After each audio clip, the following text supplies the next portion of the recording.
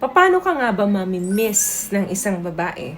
Papaano ka niya hahanap-hanapin? This is Cheryl Ting and welcome back to our channel. Maitim ba skin? Underarm at singit mo? K-Skin ang bahala sa'yo. Premium ang ingredients, paraben-free and sulfate-free, and FDA-approved, kaya safe for everyone. With K-Skin, ibalik ang alindog mo. Huwag nang magpahuli. Sabi niya dito, Miss Che, paano ako mamimiss ng GF ko? Alam mo kung bakit hindi ka namimiss ng isang babae?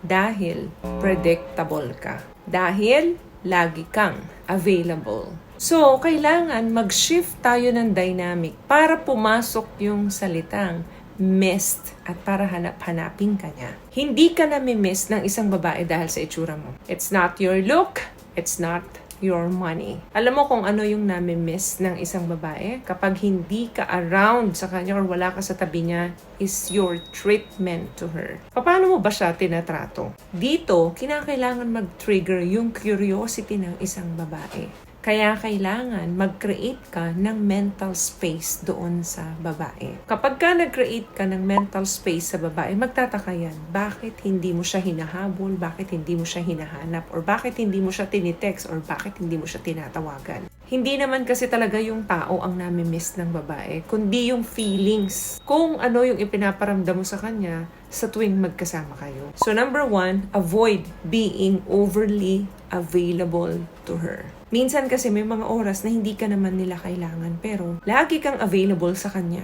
Kaya nga, hindi ka niya nami-miss. Para bang siya na lang yung mundo mo, siya na lang yung palaging nagpapaikot ng araw-araw na buhay mo. Kinakailangan mong mag-create ng mystery para ma-value niya yung time mo. Number 2, give her space to wonder. Spasyo para mag-isip siya ng husto. Kung ano yung ginagawa mo, nasaan ka, sinong kasama mo, bakit hindi mo siya hinahanap, tapos na kayong mag-date, happy naman kayo nung nag-date kayo. Now, you have to pull back after great moments. Ibig ko sabihin, after spending a wonderful time together, step back slightly from communication. Yes, slightly ha, hindi big time to. Kasi nagkikreate ng natural contraction at merong papasok sa isip niyan. Magwa-wonder siya kung bakit hindi mo siya pinupursue ng maigi. So, kapag gusto ka talaga ng babae, ang gagawin na unang-una ng babae is i-initiate yan ng communication sa'yo. Either magte-text or magpapamiss call sa'yo. Bakit? Kasi binigyan mo siya ng space para hanapin ka niya. Opportunity yun para sa'yo na siya naman ang mag-reach out sa'yo. Another thing, nasabi ko sa video ko nung mga nakaraan na importante sa isang lalaki na meron siyang signature scent na lagi siyang mabango at meron siyang isang perfume na palagi niyang ginagamit sa tuwing kasama mo yung special someone mo. Mag-utilize ng triggers yan. Yan ang susunod na gagawin mo. Ang amoy po ng isang tao, naiiwan yan dito sa memory. So every time na meron siyang maaamoy na kapareho ng pabango mo, automatic, mamimiss ka niyan at hahanapin ka niyan. Magti-trigger doon sa thoughts niya. Kung asan ka, anong ginagawa mo. Pag hindi niya natiis, i-message ka niyan.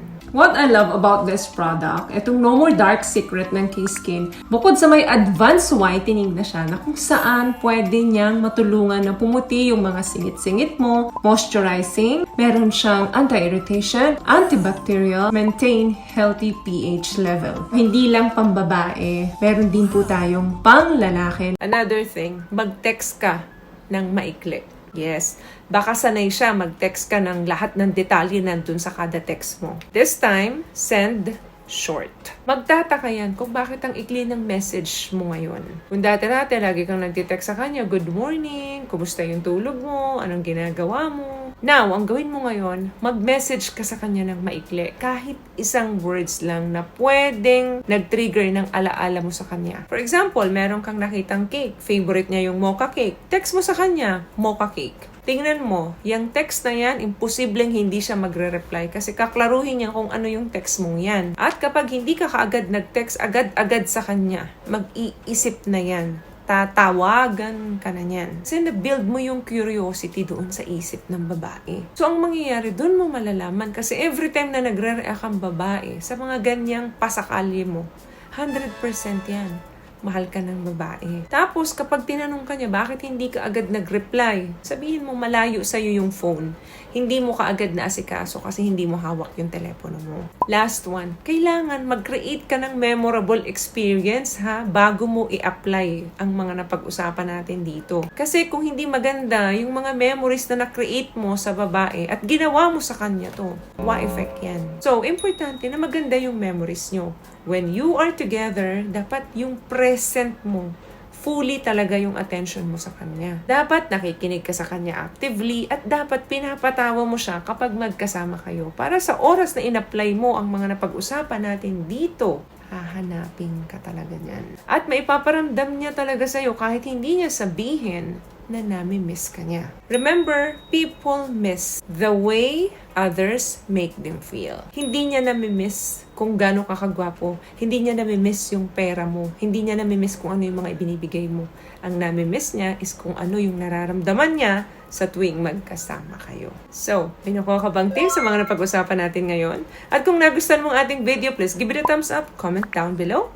Thank you for subscribing and thank you for sharing this video. Always love yourself and be a blessing. Bye!